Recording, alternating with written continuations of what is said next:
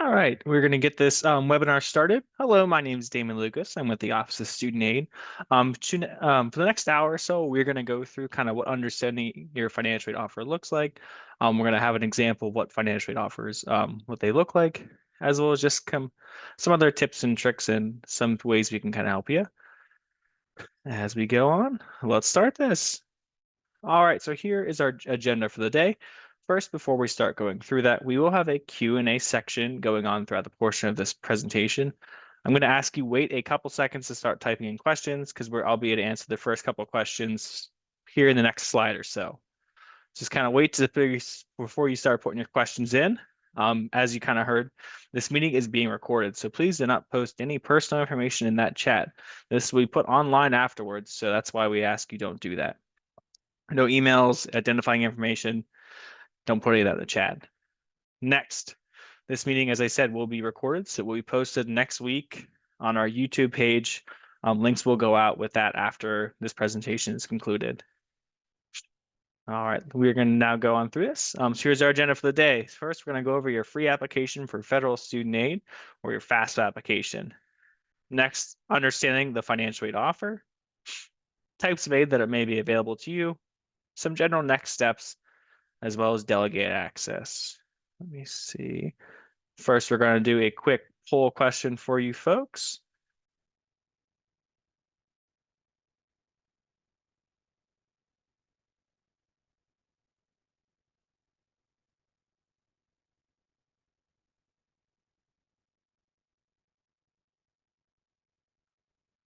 Wonderful. Those polls are coming in really quick. Love it.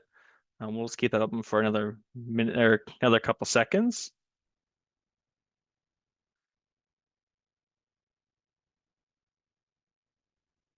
All right, wonderful. So it looks like a lot of you have already filed your FAFSA.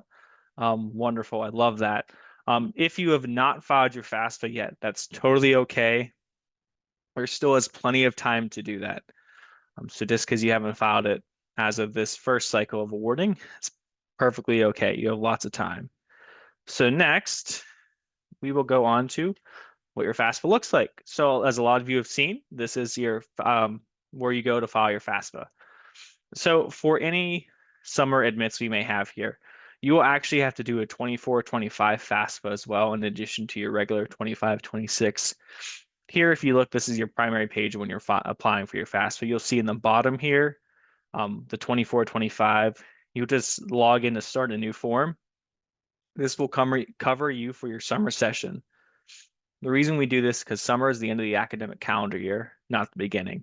So next year, if you would take summer courses in your 25-26 year, you would be covered because you already have your 25-26 FAFSA on file. You're probably asking, why should we be doing the FAFSA application? First off, it is free to do it. It always has been, always will be. So that opens you up for your federal need-based options, your federal direct loans, any grants you may be eligible for, as well as your state grants, federal work studies, and then your Parent Plus loan as well. Some scholarship applications do require having the FAFSA on file because they're based off of need-based eligibility. So this is where they would get that need-based eligibility from. Next, we'll go over, this is what your financial aid offer is going to look like. So here's our instructions on where to find these offers are emailed to the students. Here's just some general information on where that information is sent. This will include your billable and non-billable expenses, and this will also include aid available to the student for that specific semester. So next, we're going to kind of go over what kind of reading that financial aid offer looks like in LionPATH. So first, you'll have your billable expenses. Here for this specific student, they are a Hazleton branch campus member. So their tuition is going to be a little bit different than a traditional University Park member. So any Commonwealth campus, this is what it's going to look more closely to. Here you'll have your tuition, your fees, your food, and housing. So we have it split up to semester to semester. So we do our billing semester to semester. For summer, it'll look a little bit different. It'll look the exact same, but the numbers might be a little bit different. Here you have tuition, then there's fees, food, and housing. So if you see in the bottom of the corner, you'll actually see the total cost per semester. So here in like little red things, you'll see total cost for the semester here is $15,726 per semester, and then total is $31,452. Again, this is the top section, and this will be your estimated billable expenses.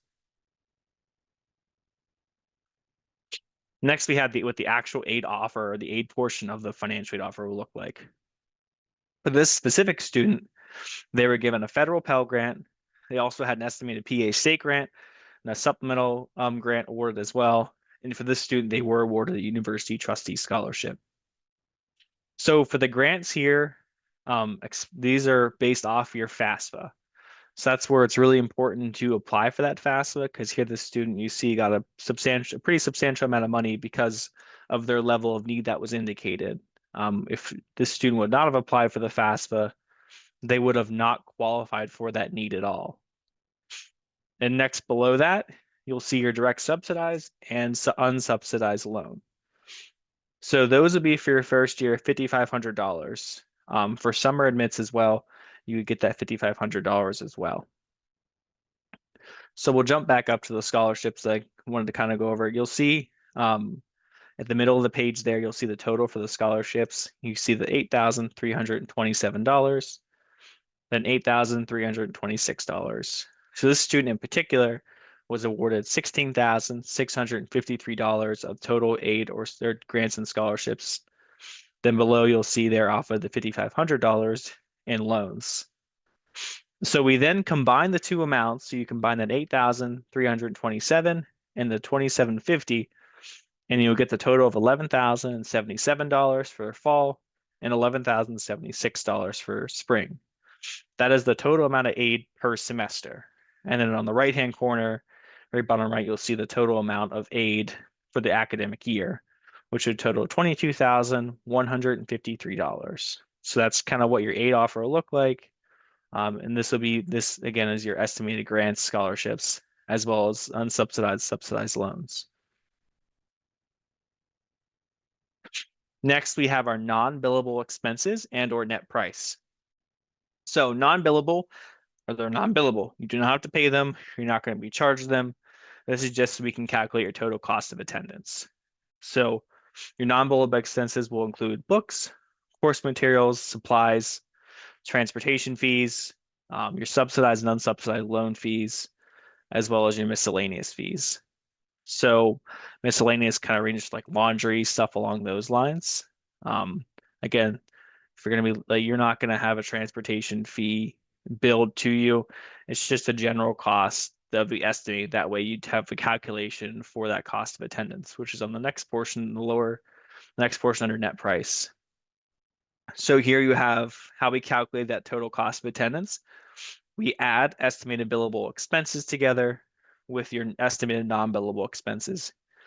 Here under the fall of 2025 is your estimated billable expenses. Right below that will be your estimated non-billable expenses. And then that's how you get this total cost of attendance being the $19,029. So that's from adding your billable non-billable expenses together. So it's your total cost of attendance per semester would be around $19,029, or totaling about $38,000 and $38,058. Below that, you'll see the total of the grants and scholarships that were added. So for this specific student, it's just going to add the grants and scholarships. So the 8,327 is then subtracted there, and you'll see at the bottom of the bottom page, you see that $10,702 or $10,703. So the total overall net price is $21,405. And before I forget, on the previous slide, if you would apply for a loan, that'll also be added to that summary as well. So if you would apply for, sorry about that, our authenticator wanted to kick on at that specific point in time. So for your loans, if you apply for those, they'll actually be added to that previous slide. on this previous slide in this section as well. So if you would apply for a Parent Plus loan or a private student loan, it'd also be under this section as well. So we're going to skip on by this slide. Next, we'll go over what kind of types of aid may be available to you. So here's just some different types of financial aid. Here are some resources that we mentioned require the FAFSA. So you have those federal direct loans, your federal grants, federal work study, state grants, and scholarships from our specific office, the Office of Student Aid. So that's kind of why it's important to file that FAFSA as well. Next, we'll have resources that may require a FAFSA application, departmental and college scholarships. Outside and external scholarships they require, because some of them do require a certain level of need. And lastly, for resources that do not require FAFSA, on-campus employment, aka wage payroll positions, and your private educational loans. So when you do your award statement, if you were awarded a work study, you would also see that on there as well. So we'll get often asked if I got a work study, it'll actually show up on your award offer. Now, if you want to work on campus, now each campus is a little different, but you just need to go online. There's plenty of on-campus wage payroll positions. Those are working for the university. You can work at a dining common. You could be an auxiliary police officer. There's all sorts of employment out there. So if you want to work on campus, it's definitely something you can do. And there are a lot of resources out there to kind of help you along that way. Next, we're kind of going to go over a little bit more closely of what your kind of loan options are. So first, we're going to go over direct subsidized and unsubsidized loan. So these are automatically considered by completing your FAFSA application. Students can accept the direct loan after May 1st. There are three critical requirements there are three requirements to be able to disperse these funds.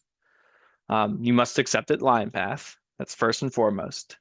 Next, you'll need to sign your master promissory note or MPN.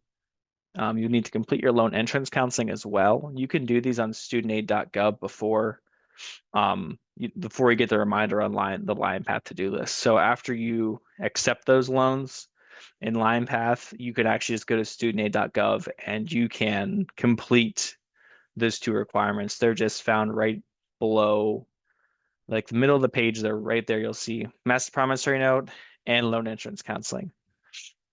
Students, you are not required to accept these loans. They are loans, so you will need to pay them back, but you are under no obligation to accept them. They can be accepted in full, decreased, or declined. If you do decline a loan and you feel, hey, I kind of need these funds, you can just email us, call us, and we can reinstate that for you to accept it. They are definitely there if you do need them. For first-year students, you're eligible up to $5,500, so about $2,750 a semester. And that is split up into the 2 semesters. So you cannot accept, $3,000 for fall. It's and $2,000 for spring. It's always going to be those loan funds will split evenly across the board. So if you did $3,000, you'd get $1,500, for example, for fall, and $1,500 for spring as an example of what that would look like. And again, loans are a resource that does need to be repaid. For these specific loans, there's a 6 months grace period for repayment. Generally, this 6 months is after you have graduated college or are no longer enrolled at a university. All right, next we'll go over the Parent Plus loan. So the Parent Plus loan is when you apply for this, you do have to have the FAFSA on file. Another reason why you should apply for that FAFSA. Application, approval criteria, and terms are available via studentaid.gov. An MPN must also be complete to disperse these funds. Applications for the fall specifically or fall and spring are available mid-June. You can apply for, as kind of mentioned, you can apply for both fall and spring with this or fall term. There really is no right or wrong when you're selecting terms. So you can do either option there. This is available to the biological parent or step parent who is listed on the FAFSA. If you are not listed on the FAFSA, you would not be able to apply for this loan. You get a decline and it'll kick back saying you were not eligible because it was the wrong parent listed on the FAFSA. So definitely parents, when you're applying for these, make sure you are the correct parent listed on that FAFSA application. This loan is automatically accepted for you. So unlike the other two options that we'll go over, this is one of the resources that's automatically accepted for you. You can choose from three repayment options when you're completing this application. This is a loan, so like another resource that does need to be repaid back. You are eligible to use this up to your cost of attendance, which was that number we went over on the first slide, which was the billable and non-billable expenses combined. So you're eligible to use up to this amount. You cannot go over your cost of attendance, but you can stay under your cost of attendance. You can, whenever you're selecting, a lot of folks will just select max amount. So essentially what that means is they apply, whenever we determine cost of attendance, we'll input that number in then, so then you'll get your amount from that. Next, we have private educational loans or private student loans. This is a loan from a bank or credit union of your choice. We cannot recommend a lender. Wish we could, but we cannot do that. We recommend looking at multiple lenders. Compare your interest rates and repayment options. Each loan lender is going to be different. So that's why it's very critical to look at what lenders are out there. Some may offer a certain percentage off your interest rate for doing auto pay or something along those lines, or might have a better repayment option. So definitely shop around. You can just find the information all over the internet. So you can just type in private student lenders and you'll get a bucket load of information. Definitely do your research. There's a lot of information you're going to get barraged with there. So definitely take the time. Now is a great time to be taking time to look at all those options. Private loans are taken out in the student's name and will often require an eligible co-signer. This could be parent, grandparent, whoever is eligible co-signer. I'd say 99.9% of the time, the student's going to need a co-signer because they don't have an established credit history. And unless student loan lenders aren't going to be like, hey, we're not going to give you a credit or a loan because you don't have a credit history yet. Totally okay.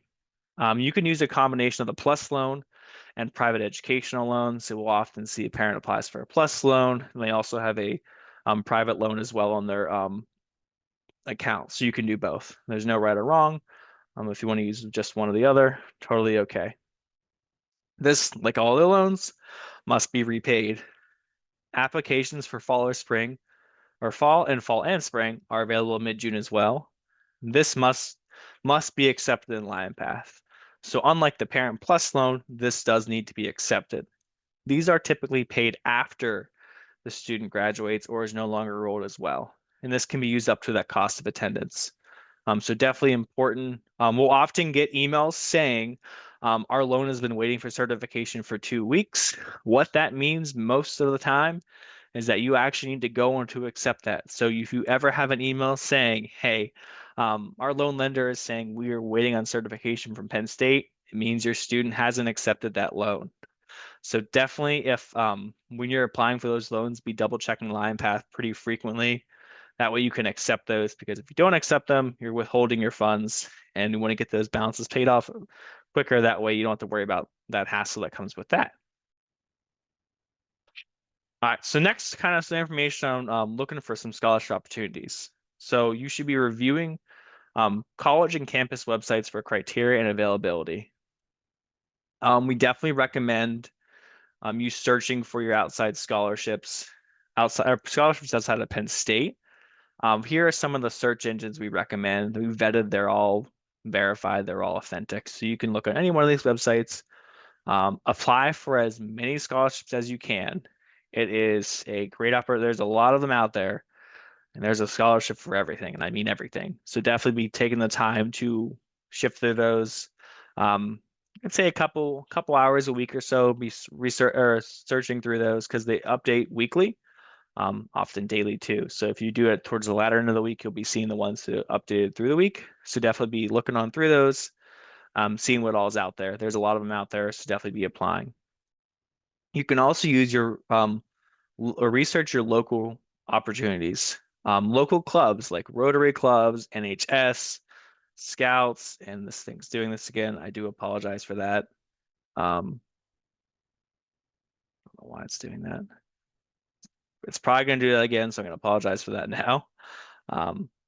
If you're currently working employers are a fantastic opportunity. My wife, when she worked at Wise back in 2013, got a $5,000 scholarship, and no one else applied for it really, so she qualified for it, but no one else applied for it. So definitely, if you're working at like these bigger companies, Sheetz, McDonald's, Walmart, all of the big ones, they often have some scholarship that's untapped because no one applies for it because no one knows it's there. So definitely ask your HR company or HR representative if there's anything they know of, and do your time and research with that as well. Parents, same thing. Ask your employers if they have anything as well. A lot of organizations have some sort of scholarship. It might not be the biggest scholarship in the world, but a small scholarship is better than none. Also ask your high school counselor, guidance counselor. You're competing against only your high school at that point, so definitely ask around tomorrow or whatever. If you guys have school tomorrow, ask your guidance counselor and see if they have anything. Each high school is going to be varied as well, so it's worth setting up an appointment just to see. And then next, there's a newer website we recommend looking at. It's called Raise Me. What you can do is earn micro scholarships through your grades and stuff along those lines. Essentially, you can just go to that website and see if first you have to see if your school qualifies. If it does, you can earn those micro scholarships. Those do accrue pretty quickly, so you could be making a couple $1,000s if you're eligible for it. Just go on to Raise Me, and you can see if you're eligible. We recommend following us on Instagram and X or Twitter, whichever. I know it's Twitter and X, but you can look on there. We post scholarships, all sorts of information on there, so definitely give us a follow. It's definitely that little bit of second of following might save you a couple bucks in the long run, so it's always worth it to do so. All right, so here are the next steps. So we're going to do another poll question. Give me 1 second here. I don't want that one. Give me. All right, so I don't want that poll question. I do apologize. All right, so we will do this one, see if it launches. Sorry about that, folks. Never really done polls before, but here we go. Now we launch this one. I'm not sure if you can select just one or two, but select away.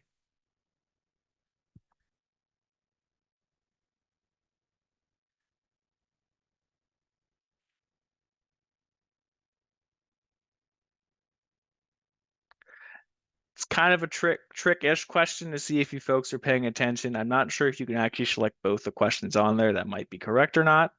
But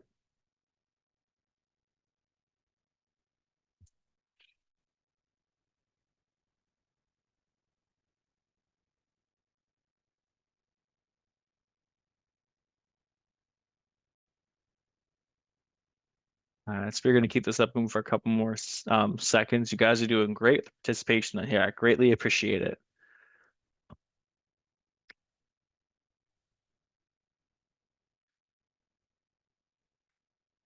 All right. We're going to end this poll. So the folks that selected scholarships and grants might want to pay a little more attention there. You don't have to accept those. So for this, you don't have to accept the Parent Plus loan, and you don't have to accept your scholarships and grants. They'll automatically be accepted for you. You just have to accept your direct loans and your private loans as well. So we'll minimize out of that. And we'll go on to some next steps then. All right, here's what you can be doing now. So a lot of our aid offers have actually gone out as of yesterday. So if you would have gotten an email sent to your email you have listed on file saying, here's your aid offer.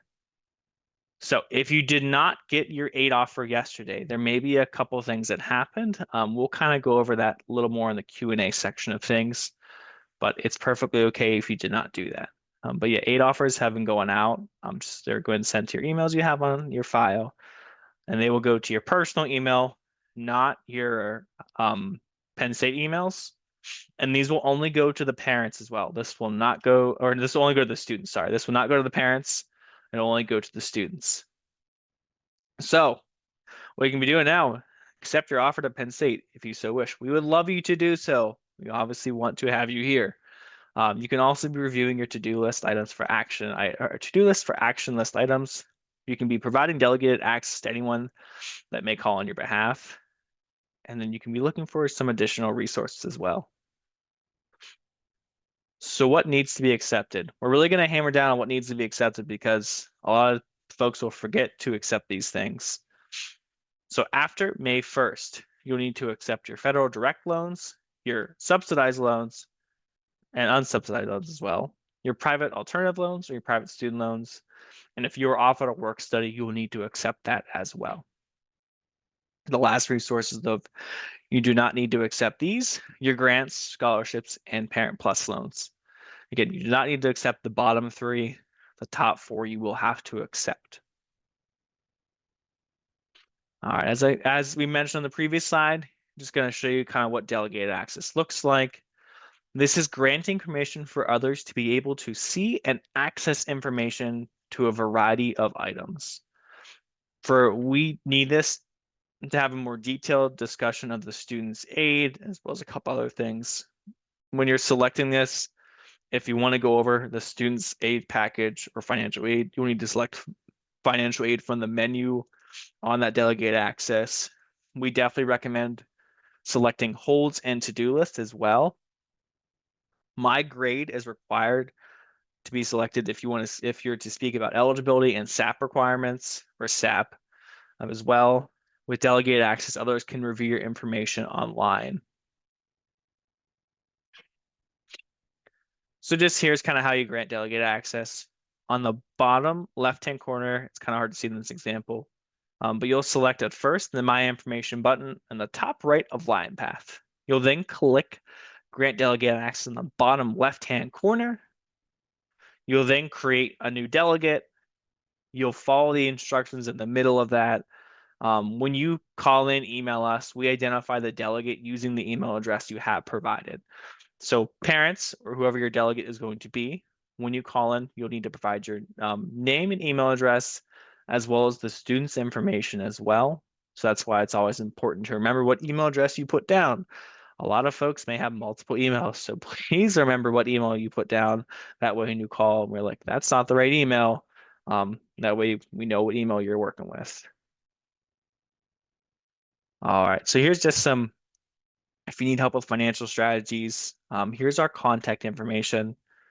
You can go to our website, pec.edu/cost-aid. Here's our phone number as well. Our phone hours are 8:30 to 4:15. So definitely if you have a question about your aid offer after all this, you're more than welcome to call us. We can do also email us. We have a couple colleagues, myself included, who email consistently. So if you email us, just include your name and all that, and we can get back to you on that one. We do in-person appointments as well in the Shields building, as well as walk-ins are always welcome. Appointments are preferred in case this, like for example, this time of the year, it's very busy. So if you do walk in, probably going to be waiting a little bit, but that's a-okay. And then we do virtual appointments. And you can go to our schedule those appointments via the link here. And the last one we have, hopefully my poll wants to work here again. We have one last poll question.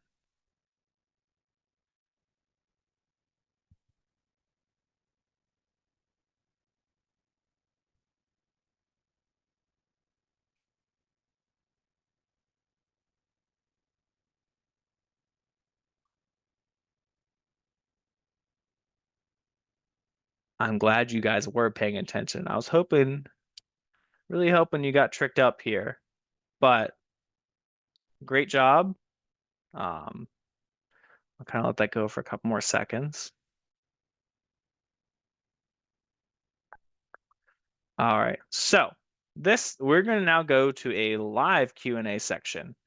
You guys have been really great kind of chatting or putting your questions in the Q&A here. But I knew it was going to happen again.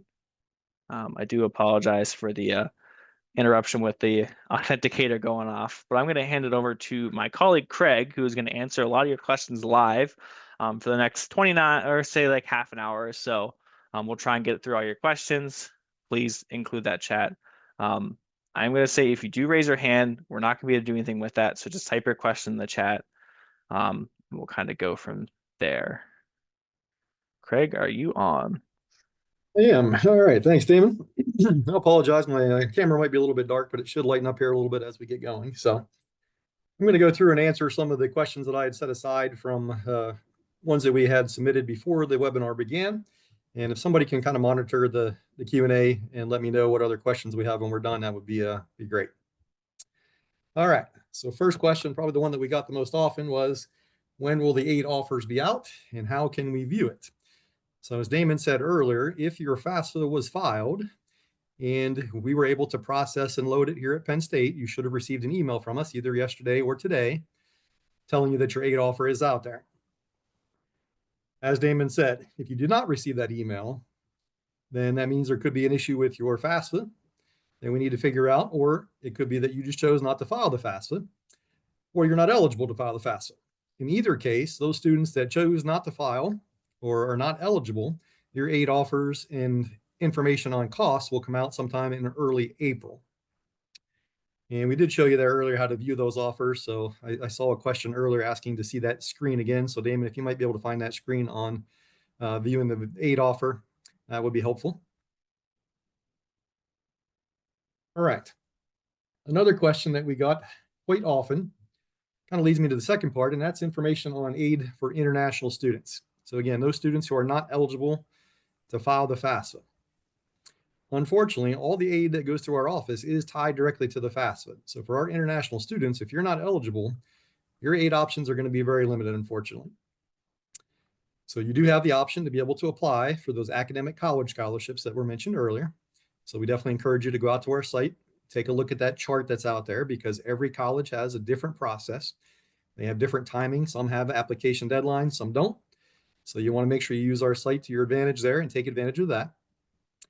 Also, for international students that have any issues with any kind of paperwork that you might need, visa issues, different things like that, we encourage you to go out and take a look at the Office of Global Programs. Beyond that, again, your options are going to be pretty limited. You are able to apply for private loans, but unfortunately, you are going to need to have a cosigner living in the United States in order to be able to apply and be eligible for those private loans.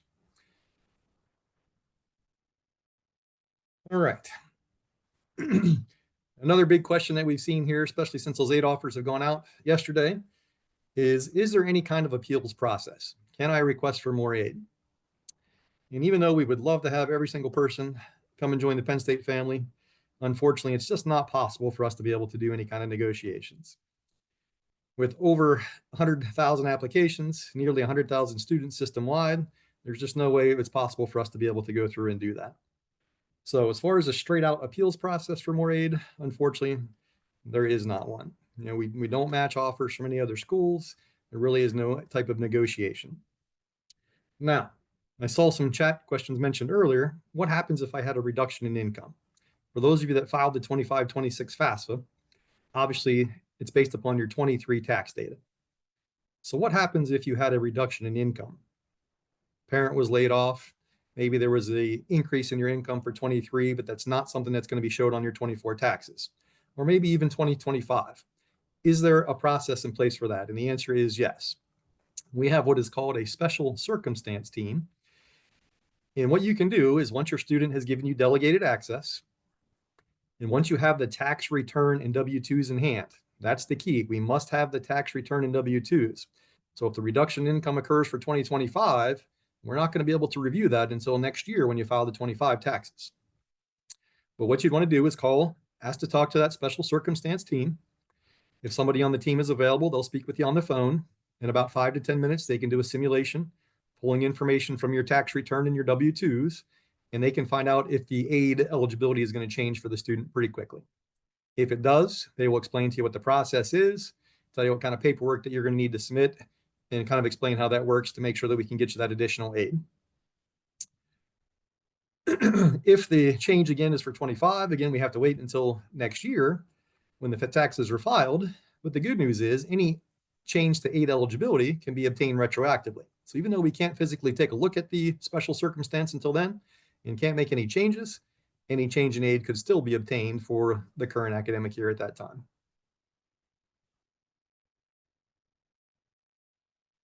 All right. Also saw lots of questions before the webinar posted about work study and employment opportunities. And that's pretty important. So everybody always asks about federal work study. And as Damon mentioned earlier, that is a need-based aid source. So not everyone is going to be offered that. Sometimes there are additional awards available. So if you're not offered work study and you're interested, you can always reach out to our office after the first or second week of classes and request to be considered. If there's awards available, we'll try to offer those if we can. Keep in mind that you cannot even apply for a federal work study position until you've been offered an award and accepted it on your account. But as Damon mentioned earlier, there's always lots of wage payroll positions that are exactly the same. There's also tons of opportunities to work both on and off campus. So if anyone wants to work to help try to alleviate some of the cost of their college experience, there's definitely opportunities to do that. Something that's been fairly new, as Damon mentioned earlier as well, is that some of those jobs, like the Weiss he mentioned for his wife, they offer some educational benefits. So before you decide to apply for a job, make sure you do a little bit of research and try to get the best bang for your buck. Some examples of jobs that would be considered offering educational benefits. There's always a pretty big need for what are called resident assistants, or RAs. So if students are interested in that, it's something we encourage you to discuss with your academic advisor your first semester. So that way you can get that process started and be considered at the beginning of your second year. If you're able to secure an RA position, it can come with your housing and food costs completely covered. So that's about $13,000 to $14,000 a year that you're not paying. So again, pretty good job for, in terms of bang for your buck. Some other jobs with educational benefits would be working at places like food services, or maybe housing in some other capacity. Those can come with a paycheck, plus also sometimes a discount towards your costs. A lot of those off-campus jobs that Damon mentioned as well, McDonald's, Sheetz convenience stores, lots of other fast food places, they do offer some type of educational benefit. So not only do you, again, earn a paycheck for the work you do, but they might even give you some money to help pay for school. So keep those things in mind and definitely reach out to the employers of your parents, because a lot of times they have pretty extensive scholarship programs or often educational benefits that most people don't even realize. So definitely look into those things as well. All right. Another question that we got a lot was, I got my aid offer, but I really wasn't offered a whole lot. Why is that? Well, as we said here throughout the night, most of our aid is offered based upon the FAFSA data and that need as determined by your SAI. At Penn State, we have, nearly 100,000 students system-wide, and we have a pretty large percentage of students, usually 25% or more, that are in Pell Grant range, meaning that they're our most needy students. So those students are always offered our institutional grants and other things first. With the number of students that we have, sometimes that makes it pretty tough to be able to pass those things down to some of the other students that aren't quite in those ranges. So that's why it's really important to take a look at some of these other opportunities and try to find ways to offset those costs. And again, there's lots of options out there. You just have to do a little bit of research, put in some legwork. And if you have questions, definitely reach out. We're here to help. All right. Next question. Lots of people asking about when merit scholarships will be offered. And the answer really is, it depends. Every academic college at Penn State is different. They all have a different process. They all have a different timing as far as when applications are due, when they actually do the awarding. There's a very good chance that some of those scholarships may not be awarded until after the May 1st acceptance deadline. So what we recommend is that you make your decision based upon the aid that you see offered currently. And then if you get any type of other scholarship, kind of count that as a bonus. Some of those academic colleges, like I said, they have deadlines that aren't going to come up until April, May, or June. So it could be a while until some of those are awarded. Also, what happens from time to time is that those scholarships are offered to students that ultimately decide to go elsewhere. So sometimes those offers are passed down. They do keep a kind of a running list. So you might not be offered something now, but you could end up being offered something down the line. It just depends. But something to keep in mind is that, especially at University Park, our academic colleges tend to award using a retention reward model. What that means is that your chances at scholarships is going to be significantly higher in years 3 and 4 as compared to year 1 and 2. Several different reasons for that, but the biggest reason is that a lot of the colleges are funded by alumni that graduate from the colleges. They're all funded differently. They all have different numbers of people within the colleges. And right now, there's a pretty large percentage of students that every year change their major at least one time. So they're a little hesitant to award aid to a student in year 1 when they very well could be in a totally different college in year 2. By year 3, we know that students are 95% likely to stay within that college. So that's when you're going to see the biggest increase in the opportunities for those academic college scholarships. Our statistics say that, for year 3 and 4 students, typically about 1 out of 4 students has some type of scholarship. Obviously, for year 1 students, it's much lower than that. Okay. Another question that I saw was aid options for summer. Again, those students that are going to be starting in the LEAP program or starting in the summer, don't forget about doing that 24-25 FAFSA that Damon had mentioned earlier.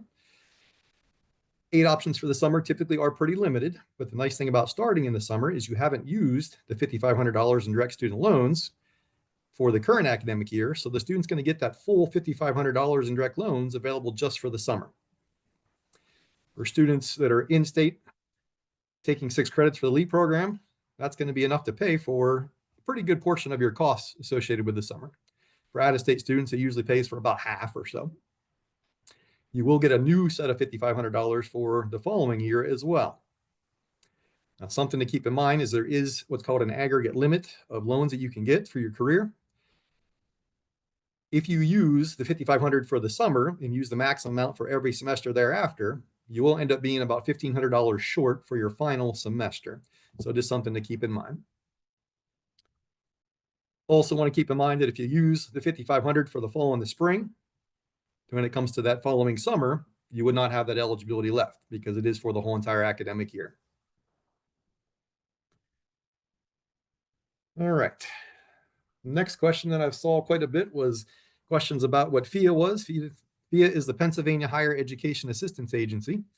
And Damon did mention earlier about the state grants. This only applies to Pennsylvania residents.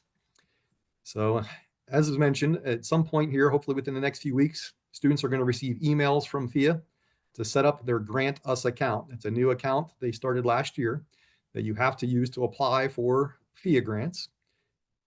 Whether you qualify for that FEA grant is determined from your student aid index, or that SAI, from your FAFSA data.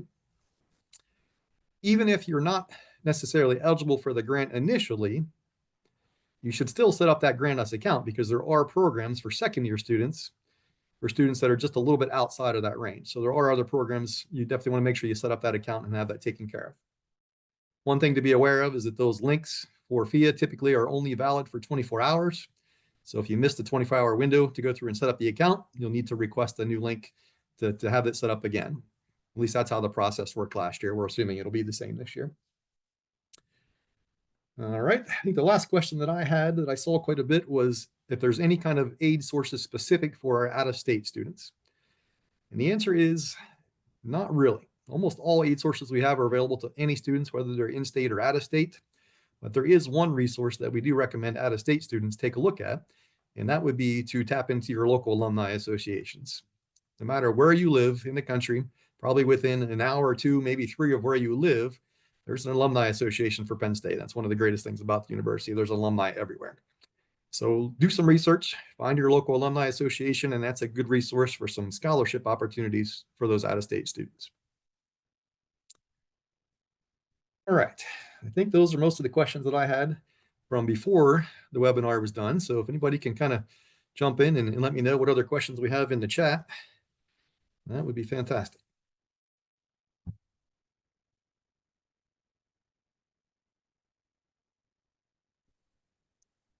Let's see, Craig, let me see. Okay. Pull up the Q&A. I'll kind of just run off of our Q&A portion here, and then I will give them to you. I guess you can kind of see the questions I have because it's screen shared. So we will, let's see.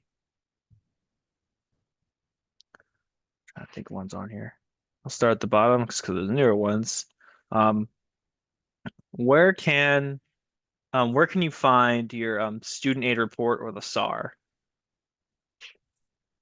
So you should be able to log into, basically that's going to be in your FAFSA data. So you can just print out a copy of that. It's just a printout of all of the same data that's inputted into your FAFSA. So if you log into your account, your FSA ID, you should be able to print out a copy of that. All right, wonderful. This is a good question because we get a lot of outside scholarships. Um, do you need to report outside scholarships that you received to us? Yeah, so it's a good question. So the bursar's office are the ones that handle the outside scholarships. So there is a process, and there's a page listed on their website for external awards, I believe is the name of it. And you can access the information there. So basically, what typically happens is once you're identified or notified that you've won an outside scholarship, they will either send the money directly to us or they'll send it to you, and then you can forward that check on to the bursar's office. On the website, it tells you to make sure that you have obviously your name, your Penn State ID on there. It gives you the address of where to mail it to make sure the process is done as smoothly as possible. One caveat to that is typically once the checks are mailed, it can sometimes take several weeks until those are posted. Depending upon the scholarship, they typically are posted during the semester in which they're received, unless the scholarship says that it's to be split between semesters. So it does have some variation there. All right, wonderful. Craig, 'cause I know we'll probably get this a couple times. If students have not gotten their aid offers, what would be a couple of the reasons why they have not yet gotten them? Yeah, absolutely. Good question. So probably the biggest issue that we're seeing is that students did not include their social security number on their application to Penn State. And if we don't have a social security number there, then we have no social security number listed in LionPATH, and there's nothing to match up with your FAFSA. Anything that doesn't match up causes us to not be able to load and process your FAFSA. So if you're one of those students that did not receive that email yesterday or today, and you're not quite sure what the issue is, you can do one of two things. You can either give us a call, give us your ID number. In about 2 minutes, we can look up and can tell what the situation is and let you know what's going on with your FAFSA. Or if you know that you definitely didn't update your social security number, it's a really quick, easy fix. Just go out to accounts.psu.edu and you can update your social security number there very quickly. Usually takes about a day or so for that to process. A couple days then for us to go through the awarding process. And I would say within about probably 5 to 7 days at the most, you should get that email then with your aid offer. Some other reasons why the FAFSA may not have been able to be loaded and processed by us could be issues with either a misspelling of your name. It could be a date of birth issue. It could be any other thing that's reported on there. If anything doesn't match up, we're not able to do that. At this point, most of those issues should be identified and show up on your to-do list. So that way you know exactly what has to be done. So if you do see something on your to-do list, always want to be checking that at least weekly, because that means that, again, there's something we need you to submit. So follow the links on the to-do list. It'll give you the forms and instructions, tell you what you need to do. For students that have not yet been awarded and haven't set up full access to their LionPATH account yet, you will not have access to the upload feature. So you're not going to be able to upload those documents to us. You're going to need to either fax them, mail them through snail mail, the United States Postal Service, which we don't recommend, or you can drop them off at any Penn State campus. So faxing is probably the recommended route at that point because it's going to be the quickest way to get the documents to us and be reviewed. If you need assistance with that, definitely check with your guidance office at school. There should be somebody there that can help you with being able to fax us some documents. All right, perfect. I'm just shifting on through these. We'll kind of go over because I know a lot of people ask, do I have to apply for loans every year? Do you have to apply for your Parent Plus loan and your private loans every year?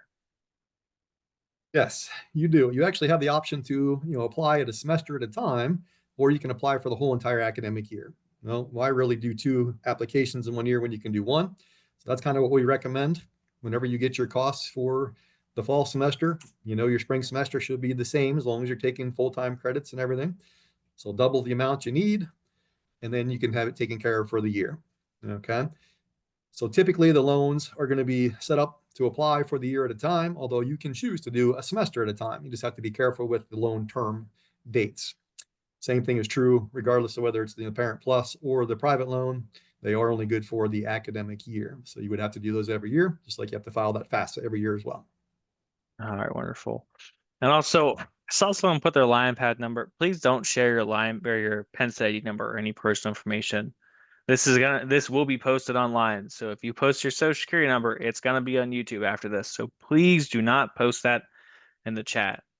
Um, Next we'll go to kind of we'll kind of shift. We'll stay with the Parent Plus loans. When are they able to apply for those again? Yeah, those are typically open in mid-June or definitely by July 1st. So we actually recommend the Parent Plus loan is definitely very convenient. It's a very quick process. You can apply, have an answer usually within 10 or 15 minutes. It could be approved and on the account within a week, typically. So if you're going to go the Parent Plus loan route, we suggest you wait until the bill comes out. For students that are going to be coming in the fall, the bill is going to come out typically by August 1st. It's not going to be due until the end of the month. So you have plenty of time to wait. So you know exactly how much you need to borrow. So that way you're not borrowing more than what you really need.